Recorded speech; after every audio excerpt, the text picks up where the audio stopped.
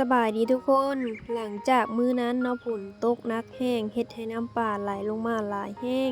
จนว่าท่วมทางผู้และเฮ็ดให้ทางความขนำเฮากับเป้เพอีกแล้วมื้อนี้ภารกิจของเฮาก็คือซ่อมทางให้มันแล้วเนาะเพราะว่าถ้าเฮาบ่ซ่อมบ่แปลงเฮาก็บ่สามารถเอารถเฮาออกได้เนาะวิธีซ่อมของพวกเฮาก็คือเก็บเอาก้อนหินนั่นนะก้อนหินน้อยๆทิ่มใจจนกว่าว่า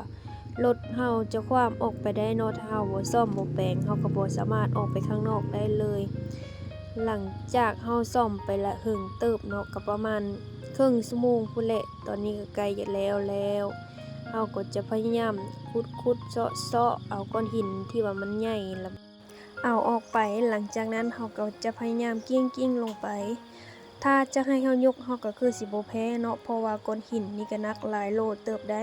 หลังจากนั้นเฮาก็มาขุดอีกเทื่อหนึงเนาะขุดๆซ่อมๆแปลงๆไปเรื่อยๆจนกว่าเฮาคิดว่ามันโอเคหั้นแหละรถเฮาสามารถความได้หั้นแหละและแล้วตัดภาพมาภารกิจของเฮาก็เสร็จเป็นที่เรียบร้อยแล้ว